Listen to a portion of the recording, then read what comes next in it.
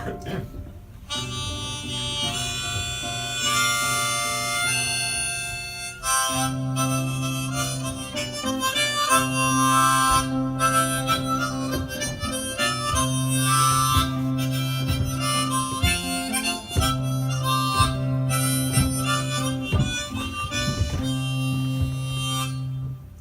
vittlende lamp, kom og høyra hver sang, tunn og trolig og djeva vid dans. Du en skjold på en slag hætar til vilt, og jeg læta til trøyna i guldkolva dans.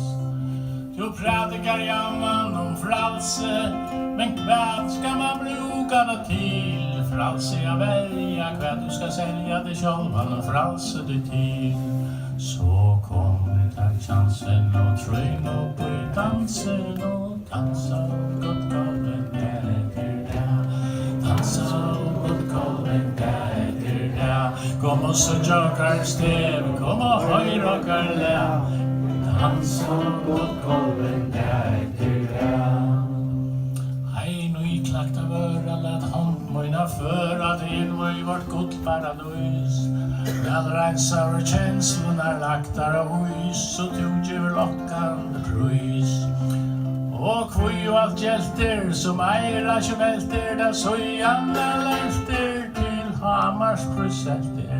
Anlittet lyser av giltar glam, og de kjenner det alls ikke mer.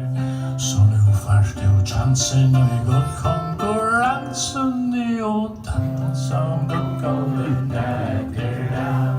Dansa om guldkolven etter det.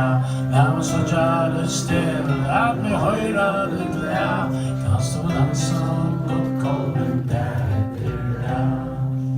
Ska kolven rødjast, ma ferien gjødjast, og hos nonker kottefæren Skulle vi drassa deg, leta deg nassa nei, som hvis danser en fer.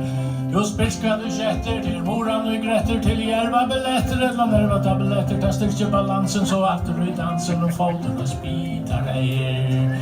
Og nu må jo spærast, og i bedre skal lærast at dansa om guldkolven etter det. Dansa om guldkolven etter det.